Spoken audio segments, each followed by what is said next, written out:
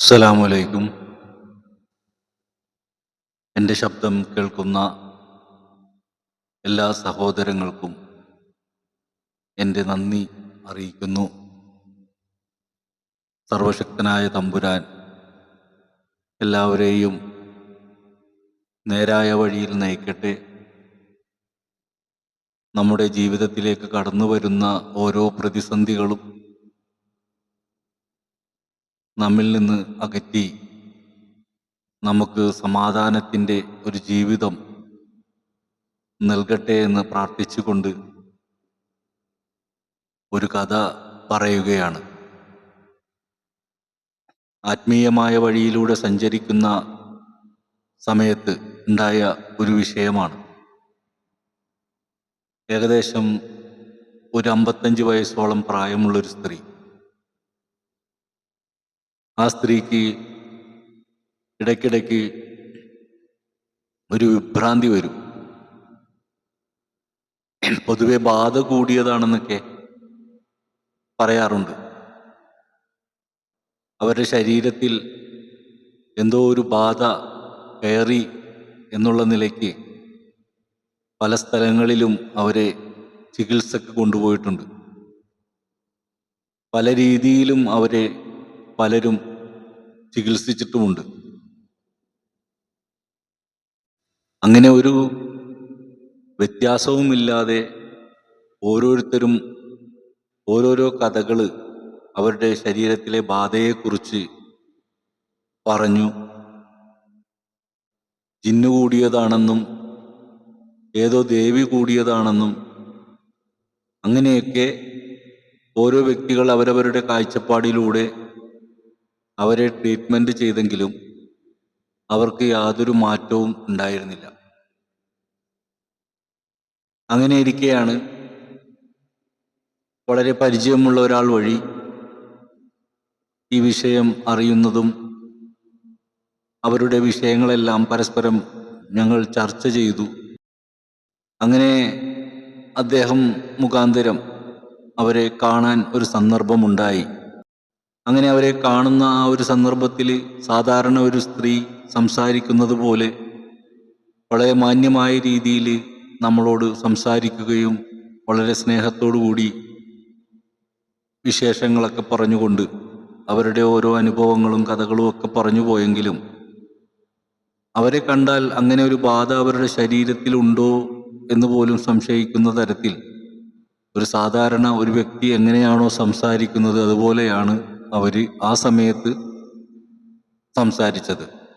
അങ്ങനെ അവരുമായിട്ടുള്ള അവരുടെ മുൻകഴിഞ്ഞു പോയ വഴികളും ജീവിതങ്ങളും ഒക്കെ മനസ്സിലാക്കിക്കൊണ്ട് അവരുടെ ഈ ഒരു പ്രശ്നം അവർക്ക് വരുന്ന ദിവസം ഒക്കെ ഇങ്ങനെ അവരുടെ മുമ്പിലല്ലാതെ അവരുടെ ബന്ധുമിത്രാദികളോട് ചോദിച്ചറിഞ്ഞുകൊണ്ട്, അത് വരുന്നത് എപ്പോഴാണെന്ന് വ്യക്തമല്ല, ചിലപ്പോൾ മഗ്‌രിബിൻ്റെ സമയത്തായിരിക്കാം അവർക്ക് വന്നിട്ടുള്ളത്.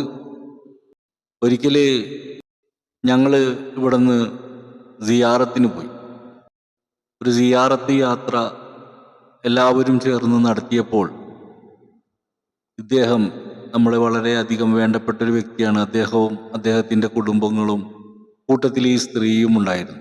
അങ്ങനെ ഞങ്ങൾ യാത്ര ചെയ്ത് പല ദർഗകളും സിയാറത്ത് ചെയ്തുകൊണ്ട് അങ്ങനെ പോകുമ്പോൾ ഞങ്ങൾ ഏതാണ്ട് ഏർവാടി അവിടെ ഒരു സ്ഥലമുണ്ട്, വാൽനൊക്കം എന്നാണ് പേര് എന്നാണ് എൻ്റെ ഓർമ്മ. തമിഴിൽ പറയുമ്പോൾ അതിൻ്റെ കറക്റ്റ് പേര് എന്താണെന്ന് വ്യക്തമല്ല, എങ്കിലും പോയവർക്കൊക്കെ അറിയാൻ പറ്റും. കടലിൻ്റെ അരികിലായിട്ടാണ്, കുറച്ച് നടക്കണം, അവിടെ ഒരു ദർഗയുണ്ട്. അങ്ങനെ അവിടെ ചെന്ന് കഴിഞ്ഞപ്പോഴാണ് അവിടെ വെച്ചുകൊണ്ട് ഈ സ്ത്രീക്ക് ഇങ്ങനെ ഒരു സംഭവം വരുന്നത്. അവർ ഒരു വല്ലാത്ത രീതിയിലാവുകയും അവിടെ നിന്നുകൊണ്ട് അവർ വളരെയധികം ഒരു എന്താ പറയുക, മണ്ണിൽ കിടന്ന് ഉരുണ്ട് മറിയുകയും ഒക്കെ ചെയ്യുന്നത് ഞാൻ നോക്കി നിൽക്കുകയാണ്. അപ്പോൾ ഇങ്ങനെയാണ് ഇവർക്കിത് വരുന്നതെന്ന് മനസ്സിലാക്കാൻ കഴിഞ്ഞു. അതിനുശേഷം അവിടെ നിന്ന് പോന്നു. കുറെ കഴിഞ്ഞപ്പോൾ അവർ ശാന്തമാവുകയും അങ്ങനെ അവിടെ നിന്ന് തിരിച്ചു പോന്നു. അങ്ങനെ ഒരു ദിവസം അവരുടെ വീട്ടിലേക്ക് ചെന്നു, ഒരു മഗ്‌രിബിന്റെ സമയത്ത്. അങ്ങനെ അവിടെ ചെന്നുകൊണ്ട് അവരുമായി സംസാരിച്ച് കൊണ്ടിരിക്കെ അവർക്കൊരു വിറയൽ അനുഭവപ്പെടുകയും അവർ പഴയ അവസ്ഥയിലേക്ക് ആവുകയും അങ്ങനെ അവരൊരു വല്ലാത്ത അവസ്ഥയിൽ കിടന്നുകൊണ്ട് വിഭ്രാന്തി പൂണ്ടപ്പോൾ ഞാൻ അവരോട് ഓരോ ചോദ്യങ്ങൾ ചോദിക്കാൻ തുടങ്ങി. അതിനുത്തരം പോലെ അവരോരോ വിഷയങ്ങൾ പറയാൻ തുടങ്ങി. ശരിക്കു പറഞ്ഞു കഴിഞ്ഞാൽ ഈ കഥ കേട്ട് കഴിഞ്ഞാൽ എല്ലാവർക്കും ചിരി വരും. പക്ഷെ ഒരു സിനിമാ കഥ പോലെ വളരെ മനോഹരമായ ഒരു സംഭവമാണ് അവരിൽ നിന്ന് മനസ്സിലാക്കാൻ കഴിഞ്ഞത്. അവർ പറയുന്ന കഥ, അവർ ഒരുപാട് വർഷങ്ങൾക്ക് മുമ്പ് അവരൊരു അമുസ്ലിം സ്ത്രീയായിരുന്നു. ഒരു സാധാരണ ജീവിക്കാൻ തീരെ നിവൃത്തിയില്ലാത്ത ഒരു കുടുംബത്തിൽ ജനിച്ച ഒരു പെണ്ണായിരുന്നു. ആ പെണ്ണ് അവിടെയുള്ള ഒരു വലിയ തറവാട്ടുകാർ, ആ വീട്ടിൽ ജോലിക്ക് വരുന്ന ഒരു സ്ത്രീയായിരുന്നു എന്നാണ് പറയുന്നത്. അങ്ങനെ അവിടെ ജോലിക്ക് വരികയും അവിടെയുള്ള കാര്യങ്ങളൊക്കെ വളരെ കൃത്യമായ രീതിയിൽ നടത്തുകയും, അപ്പോൾ ആ വീട്ടിലെ ഒരു കാര്യസ്ഥൻ, ആ കാര്യസ്ഥൻ ഇവരോട് പ്രണയം അഭ്യർത്ഥിക്കുകയും അവർ തമ്മിൽ പ്രണയത്തിലാവുകയുമൊക്കെ ചെയ്യുന്ന സാഹചര്യങ്ങളുണ്ടായി. അങ്ങനെ അവരുടെ പ്രണയം നല്ല രീതിയിൽ മുന്നോട്ട് പോയിക്കൊണ്ടിരിക്കുമ്പോൾ ആ വലിയ തറവാട്ടിലെ ഒരു കാരണവരുണ്ട്. അയാൾക്ക് ഈ സ്ത്രീയുടെ മേലൊരു നോട്ടമുണ്ടായിരുന്നു. കുടുംബാന്തരീക്ഷത്തിൽ മുഴുവനും ഇവർ തമ്മിലുള്ള പ്രണയം ചർച്ചയാവുകയും അയാൾ വളരെ കോപത്തിൽ അവരെ വിലക്കുകയും അയാളെ ആ വീട്ടിൽ നിന്ന് പറഞ്ഞു വിടുകയും ചെയ്തു. ഇവർ വളരെയധികം ദുഃഖത്തോടു കൂടി, അവർ പറയുന്ന കഥ നൂറ്റാണ്ടുകൾക്ക് മുമ്പുള്ള ഒരു ചരിത്രമാണ് അവർ പറയണത്. അന്ന് അവരുടെ പേര് കല്യാണി എന്നാണ്.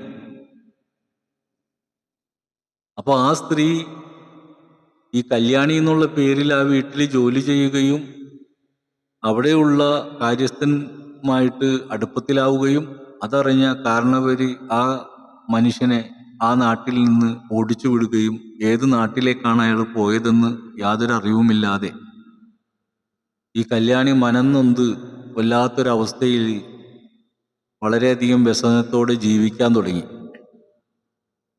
എന്നെങ്കിലും തന്നെ തേടി വരുമെന്നുള്ളൊരു പ്രതീക്ഷയായിരുന്നു അവർക്ക്. പക്ഷേ ഈ കാരണവര് ഒരിക്കൽ ഈ കല്യാണിയെ മാനഭംഗപ്പെടുത്തുകയും അതിൽ അവർക്ക് വല്ലാത്തൊരു അസ്വസ്ഥതയുണ്ടായപ്പോൾ അവരെ കൊന്നുകളയുകയും ഈ പറയുന്ന തറവാടിൻ്റെ കുറച്ചു മാറിയുള്ള ഒരു മാവിൻ തോട്ടത്തിൻ്റെ അവിടെ കുഴിച്ചു മൂടുകയും ചെയ്തു. അതിനുശേഷം ഗതിയില്ലാതെ ഇങ്ങനെ അലയുകയാണ് എന്നാണ് ഇവർ കഥ പറയുന്നത്. പക്ഷെ അവരുടെ ഉള്ളിൽ കിടന്ന ആ ഒരു വിഷയം പറഞ്ഞു തീർന്നതോടുകൂടി അവർ ശരിയായ അബോധാവസ്ഥയിലാവുകയും പിന്നീട് അവർ ഉണർന്നപ്പോൾ ഒരു ഉറക്കത്തിൽ നിന്ന് ഉണർന്ന പോലെ എന്താണ് ഇവിടെ സംഭവിച്ചതെന്ന് പോലും അറിയാതെ അവരൊരു വല്ലാത്ത അവസ്ഥയിൽ ചുറ്റും നിന്നവരെയൊക്കെ നോക്കി ഞാൻ ഉറങ്ങിപ്പോയല്ലേ എന്ന് ചോദിച്ചു. അപ്പോൾ ഞാൻ ചിരിച്ചുകൊണ്ട് പറഞ്ഞു, അതെ, സംസാരിച്ചു കൊണ്ടിരിക്കെ നിങ്ങൾ ഉറങ്ങിപ്പോയി. മറ്റൊന്നും ചർച്ച ചെയ്യാതെ അവിടെ നിന്ന് ഞങ്ങൾ പുറത്തേക്ക് പോരുകയും ചെയ്തു. ഞാൻ എൻ്റെ കൂടെ വന്ന ആളോട് പറഞ്ഞു,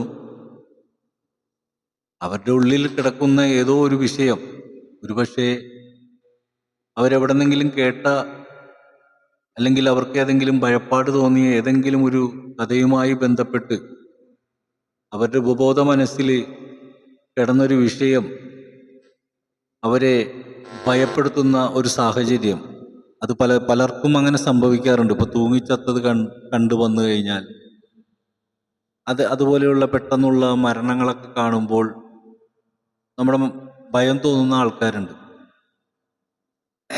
അത്തരം ഭയങ്ങൾ വന്നു കഴിഞ്ഞാൽ മനസ്സിന് പലപ്പോഴും ആ ഒരു ഭയം വേട്ടയാടും. ഇപ്പോൾ ചുരുക്കി പറഞ്ഞു കഴിഞ്ഞാൽ, ഒന്നും അറിയാത്ത, ഒരു ഭയവുമില്ലാത്ത രണ്ട് വ്യക്തികൾ ഒരു സുഹൃത്തിൻ്റെ വീട്ടിലേക്ക് താമസിക്കാൻ വേണ്ടി പോയി. അവരാ വീട്ടിൽ കയറി. ആ വീടിൻ്റെ മുകളിലെ നിലയിലെ ഒരു മുറിയിൽ കിടന്നുറങ്ങി. അവർ രണ്ടുപേരും സുഖമായിട്ടൊന്നുറങ്ങി. അവർ രാവിലെ എഴുന്നേറ്റു, കുളിച്ചു, പല്ല് തേച്ചു.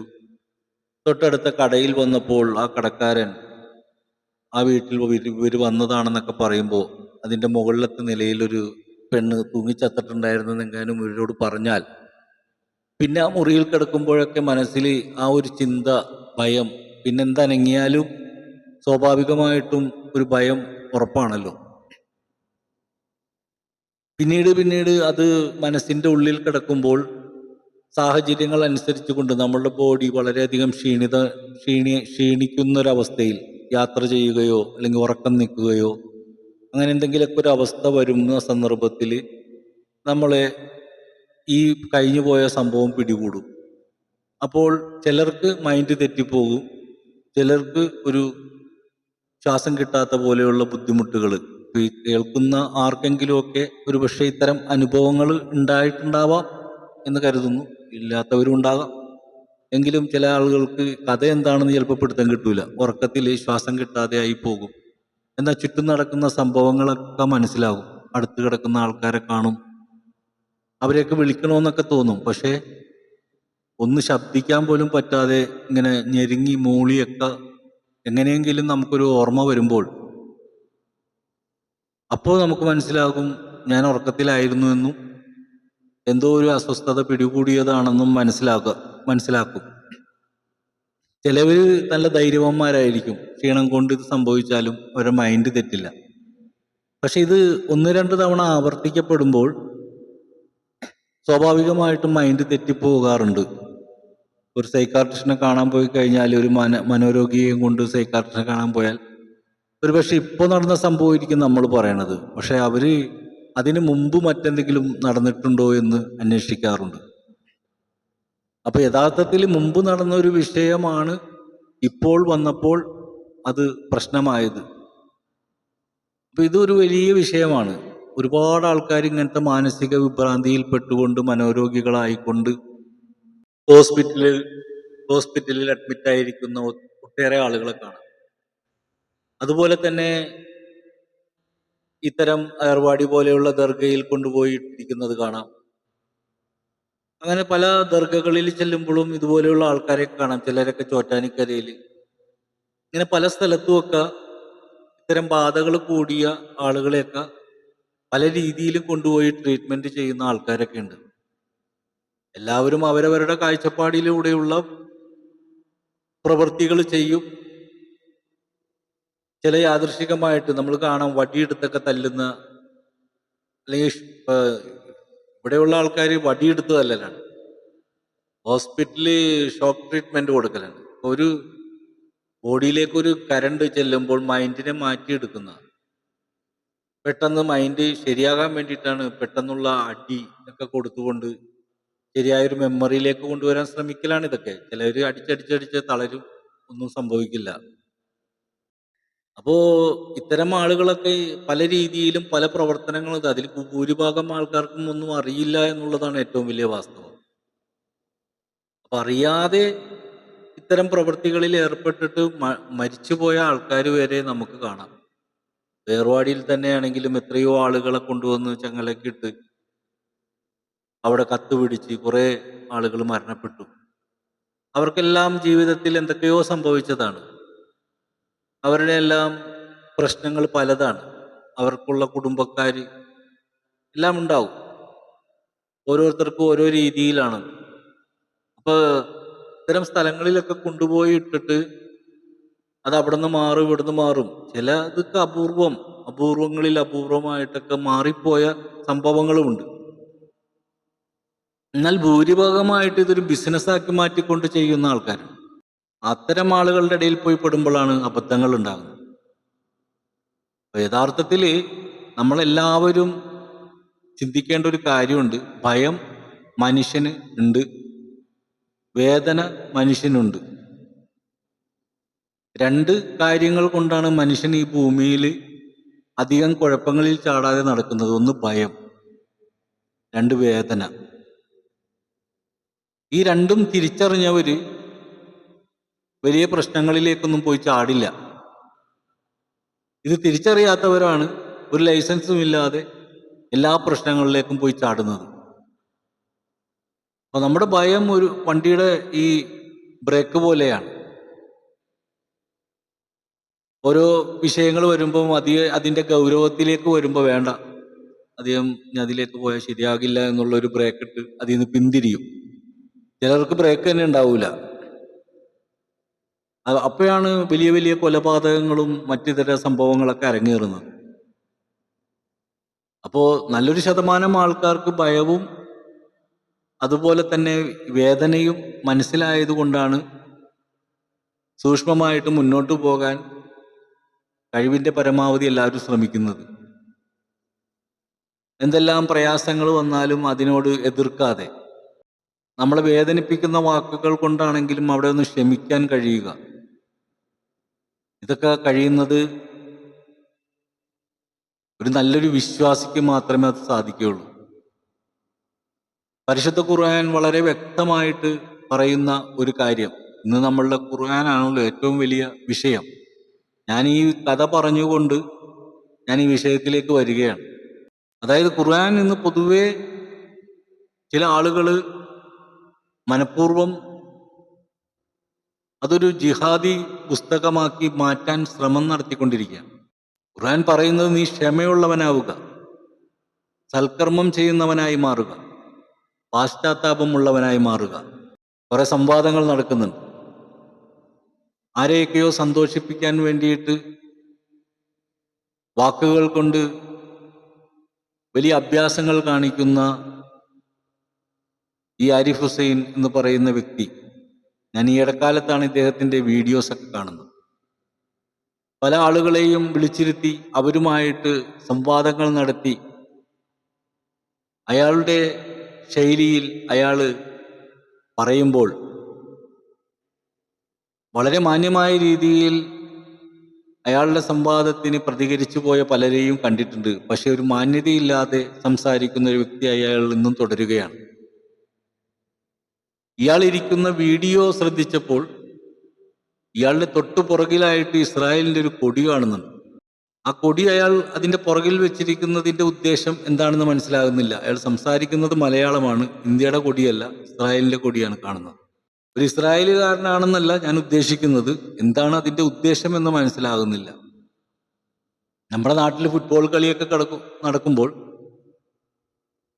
ഓരോ രാജ്യത്തിനോടുള്ള ആ പന്ത് കളിയോടുള്ള സ്നേഹം കൊണ്ടിട്ട് ഓരോ രാജ്യത്തിൻ്റെ ആൾക്കാരായി മാറുന്ന കേരളത്തിലെ കുറേ ആൾക്കാരെ കാണാം. അർജന്റീനയുടെ ഒപ്പം അതുപോലെ പല രാജ്യത്തിൻ്റെ ഒപ്പം അതിൻ്റെയൊക്കെ കൊടിയൊക്കെ തൂക്കി അതൊരു ഫുട്ബോളിന് വേണ്ടി രസം പിടിക്കുന്നതാണ്. ഫുട്ബോളിനെ ഇഷ്ടപ്പെടുന്ന ഫുട്ബോൾ പ്രേമികൾ അത്തരം കൊടികൾ ഉയർത്തിപ്പിടിച്ചുകൊണ്ട് ചെണ്ടയും ഒക്കെ കൊട്ടിപ്പോകുന്നത് കാണാറുണ്ട്. പക്ഷെ ഇദ്ദേഹം സംസാരിക്കുന്നത് ദീനിനെതിരായിക്കൊണ്ടാണ്. അപ്പം ഇദ്ദേഹത്തിൻ്റെ പുറകിൽ കാണുന്ന കൊടി, ആ കൊടിയുടെ ലക്ഷ്യമാണ് ഞാനിങ്ങനെ ചിന്തിച്ചത്. ഹൈത്തമി എന്ന് പറയുന്ന നല്ലൊരു പാണ്ഡിത്യമുള്ള ഉസ്താദുമായിട്ടുള്ള സംവാദവും കാണാനിടയായി. ഇത്ര മാന്യമായിട്ടാണ് അദ്ദേഹം ഇയാളോട് പെരുമാറിയതെങ്കിൽ ഇയാൾ എത്ര മോശമായിട്ടാണ് ഇതിൻ്റെ അവതരണം തുടങ്ങിയതെന്നുള്ള പരിപാടി യൂട്യൂബിൽ കാണാം. അപ്പോൾ ഒരു ഉസ്താദിന് വളരെ മനോഹരമായിട്ട് സംസാരിക്കാൻ കഴിഞ്ഞത്, ക്ഷമിക്കാൻ കഴിഞ്ഞത്, വൃത്തികേടുകൾ പറഞ്ഞപ്പോൾ ദേഷ്യം വരാതിരുന്നത്, ഇയാൾ പറയുന്നുണ്ട് മുസ്ലിങ്ങളെല്ലാം ജിഹാദികളാണ്, അതുകൊണ്ട് ജോസഫ് മാഷിൻ്റെ കൈവിട്ടു. അങ്ങനെ പല കാര്യങ്ങൾ പറഞ്ഞുകൊണ്ടാണ് ഇയാൾ മുന്നേറുന്നത്. ഇവിടുത്തെ മുസ്ലിങ്ങളെല്ലാം ജിഹാദികളായിരുന്നു എങ്കിൽ എന്തായിരിക്കും അവസ്ഥ? ബിസ്മില്ലാഹിൽ ഉട്ടാപ്പി എന്ന് പറഞ്ഞുകൊണ്ടാണ് ഇയാൾ തുടങ്ങുന്നത്. അപ്പോൾ യഥാർത്ഥത്തിൽ ഹൈത്തമി ഉസ്താദ് ഒരു ജിഹാദി ആയിരുന്നെങ്കിൽ ആ നിമിഷം അവൻ്റെ തല വെട്ടുകയോ കൈ വെട്ടുകയോ അല്ലെങ്കിൽ കർണക്കുറ്റിക്ക് അടിക്കുകയോ ഇനി അതും അല്ലെങ്കിൽ അവിടെ നിന്ന് ഇറങ്ങിപ്പോവുകയോ ചെയ്യുമായിരുന്നു. പക്ഷെ അത്രയും വൃത്തികേട് തൻ്റെ മതത്തിന് നേരെ പറഞ്ഞപ്പോൾ ഒരു സങ്കടവുമില്ലാതെ ക്ഷമിച്ചുകൊണ്ട് മുമ്പിലിരിക്കുന്ന വേദിയിൽ ചർച്ച കാണാനിരിക്കുന്ന നല്ല ആളുകളെ നോക്കിക്കൊണ്ട് അദ്ദേഹം എന്തിനാണോ വന്നത് അത് പറഞ്ഞുകൊണ്ട് മാന്യമായി അവിടുന്ന് പോയി. തർക്കങ്ങളാവാം, പല വിഷയങ്ങൾക്കും തർക്കങ്ങൾ സ്വാഭാവികമാണ്. അതിനൊരു മാന്യതയുണ്ട്. പല ആളുകളെയും നമ്മൾ കണ്ടിട്ടുണ്ട്. ഇപ്പൊ ഈ ജബ്ബാർ മാഷ് എന്ന് പറഞ്ഞ ആളായാലും അതുപോലെയുള്ള യുക്തിവാദികളിൽപ്പെട്ട പല വ്യക്തികളുമുണ്ട്. പക്ഷെ അവരൊക്കെ സംസാരിക്കുമ്പോൾ അപഹാസ്യമായിട്ട് അധികം അതിരുവിട്ട് കടന്ന് സംസാരിക്കാറില്ല.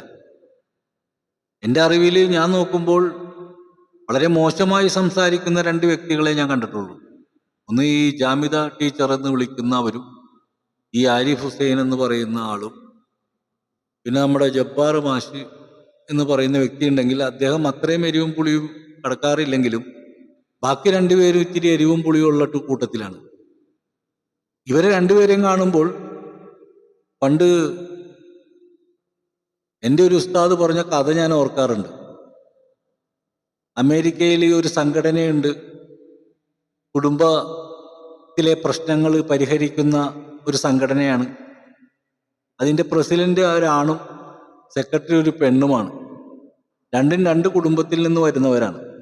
മറ്റു കുടുംബങ്ങളിലുണ്ടാകുന്ന പ്രശ്നങ്ങൾ പരിഹരിക്കാൻ വേണ്ടി ഇവർ കൗൺസിലിംഗ് ചെയ്യുന്ന ഒരു രീതി ആണ് നടത്തിക്കൊണ്ടു പോകുന്നത്. അതിങ്ങനെ നടത്തിക്കൊണ്ടു പോകുന്നതിൻ്റെ ഇടയിൽ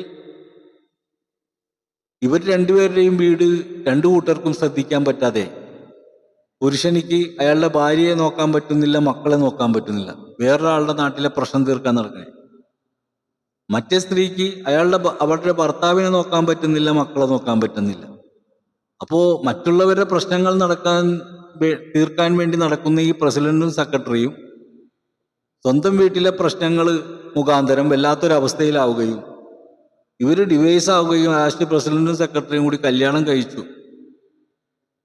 അപ്പൊ എന്നതുപോലെയാണ് എനിക്ക് ഈ രണ്ട് ആൾക്കാരെയും കാണുമ്പോൾ തോന്നണം, ഈ രണ്ടുപേരും കൂടി ചേർന്നാൽ നല്ല രസമായിരിക്കും. കള്ളത്തരങ്ങൾ മറ്റുള്ളവരുടെ മുമ്പിലേക്ക് എറിഞ്ഞു കൊടുക്കാനായിട്ട് ഒരു മടിയുമില്ലാത്ത ആളുകളെ കാണുമ്പോൾ ഈ ബാധ കൂടിയ സ്ത്രീയും ഇവരും തമ്മിൽ എന്താണ് വ്യത്യാസം? ബാധ കൂടിയവർ ഏതോ ഒരു നൂറ്റാണ്ടിലെ കഥ പറഞ്ഞു, അവർക്ക് ബാധ കൂടിയിട്ടാണെന്ന് നമുക്ക് കരുതാം. പക്ഷെ ഇവര് 1400 വർഷങ്ങൾക്ക് മുമ്പ് നടന്ന ഒരു കഥ ഇവർ പറഞ്ഞെങ്കിൽ ഇവരുടെ ശരീരത്തിൽ കൂടിയ ബാധ ഏതാണെന്ന് എനിക്ക് മനസ്സിലാക്കാൻ പറ്റുന്നില്ല. ഇതിനാണ് ഞാൻ ഈ കഥ പറഞ്ഞു വന്നത്. മനഃപൂർവം സൃഷ്ടിക്കുകയും ഒരു വർഗീയ കലാപം മുസ്ലിങ്ങളിൽ നിന്ന് ഉണ്ടാക്കിയെടുക്കാൻ വേണ്ടി ആരുടെയോ ഒരു കൂലിപ്പട്ടാളമായി പ്രവർത്തിക്കുന്ന രണ്ട് വ്യക്തികളാണ് ഈ പറയുന്ന ഈ ആരിഫ് ഹുസൈനും ജാമിദ ടീച്ചറും. വളരെ ചിന്തിച്ചാൽ നമുക്ക് മനസ്സിലാക്കാൻ പറ്റും. ഇവർ രണ്ടുപേരുടെയും ആ പേര് നോക്കുമ്പോൾ ആരിഫ് ഹുസൈൻ, സാധാരണ സൂഫി മാർഗത്തിലുള്ള ആളുകളെ ആരിഫീങ്ങൾ എന്ന് പറയാറുണ്ട്. പിന്നെ ഹുസൈൻ എന്നുള്ളൊരു പേരെടുത്ത് നോക്കുമ്പോൾ ഹസ്സൻ ഹുസൈൻ, അത് റസൂലിന്റെ പേരമക്കളുടെ പേരാണ്. അപ്പോ ഈ രണ്ട് സാധനവും മേത്ത് വെച്ചുകൊണ്ട് ഇന്നും ഒരു എക്സ് മുസ്ലിമായിട്ട് നടക്കുന്ന ഇദ്ദേഹം തൻ്റെ പുറകിൽ തൂക്കിയിട്ടിരിക്കുന്നത് ഇസ്രായേലിന്റെ കൊടിയുമാണ്. ഞാൻ വർഗീയത സംസാരിക്കുന്നതല്ല, വർഗീയത ഉണ്ടാക്കുന്നവരുടെ നേരെയാണ് എൻ്റെ സംസാരം. എന്താണ് ഇവർക്ക് ഇതുകൊണ്ടുള്ള സുഖം, സംതൃപ്തി? അല്ലെങ്കിൽ ആരെങ്കിലും ഇവരെ അതിനുവേണ്ടി പ്രേരിപ്പിക്കുന്നുണ്ടോ? മനഃപൂർവ്വം വിഷയങ്ങൾ ഉണ്ടാക്കാൻ വേണ്ടിയിട്ട്. എന്താണ് പരിശുദ്ധ ഖുർആൻ? പരിശുദ്ധ ഖുർആൻ ആരുടെയും തലവെട്ടാൻ പറഞ്ഞിട്ടില്ല, ആരെയും കൊല്ലാനും പറഞ്ഞിട്ടില്ല. ഞങ്ങളും മദ്രസകളിലൊക്കെ പഠിച്ചു തന്നെ വന്നതാണ്. വർഷം ഇത്രയായി, 54 വയസ്സായി, ആരുടെയും തലവെട്ടാൻ പോയിട്ടില്ല, തോന്നിയിട്ടുമില്ല. അങ്ങനെ ഒരു പഠനം തന്നെ നടന്നിട്ടുമില്ല. സൂക്ഷ്മമായി ജീവിക്കുന്ന പാഠങ്ങളാണ് നമ്മളൊക്കെ പഠിച്ചത്. പിന്നെ ഓരോ കാലത്തെ മുസ്ലിയാക്കന്മാര് ആ കാലത്തെ അനുസരിച്ചുകൊണ്ട് ചില വിഷയങ്ങൾ പറഞ്ഞു പോയത് മറ്റുള്ളവർക്ക് വിഷമങ്ങൾ ഉണ്ടായിട്ടുണ്ടാകാം. അത് ഈ വിഗ്രഹാരാധനയുമായി ബന്ധപ്പെട്ട കാര്യങ്ങളായിരിക്കും. അത്തരം വിഷയങ്ങൾ പറഞ്ഞു പോകുമ്പോൾ പൊതുവെ വിഗ്രഹം ആരാധിക്കുന്നവർ കാഫിറുകളാണ് എന്ന് പറയുന്ന ഒരു സംസാര രീതി പണ്ടേ ഉണ്ടായിരുന്നു. ഇപ്പോൾ അത്രയും കാണുന്നില്ല. ഒരു പരിധിവരെയൊക്കെ ആളുകളൊക്കെ ചിന്താഗതിക്കാരായി മാറി, അതിനെക്കുറിച്ച് മനസ്സിലാക്കി. വളരെ അപൂർവം ചിലരൊക്കെയാണ് അതൊക്കെ ഇങ്ങനെ ഉള്ളിൽ കൊണ്ട് നടക്കുന്നത്. ബാക്കി നല്ലൊരു ശതമാനം ആൾക്കാർ എല്ലാവരുമായിട്ട് ഇടപഴകി ജീവിക്കുന്നവരാണ്. ഏതൊരു തൊഴിൽ സ്ഥാപനത്തിൽ ചെന്ന് കഴിഞ്ഞാലും അവിടെ എല്ലാവിധ വിഭാഗക്കാരുമുണ്ട്. അവരുമായിട്ട് വളരെ സൗഹാർദ്ദത്തിൽ പോകുന്ന കാഴ്ച നമുക്ക് കാണാൻ പറ്റും.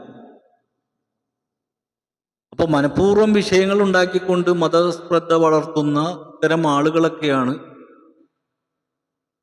ഇസ്ലാമിൽ വളരെയധികം വിഷം കലർത്തി ഇസ്ലാമിന് എത്രത്തോളം ഉന്മൂലനം ചെയ്യാൻ പറ്റുമോ അത്രത്തോളം ഉന്മൂലനം ചെയ്യാൻ വേണ്ടി ശ്രമിക്കുന്നത്.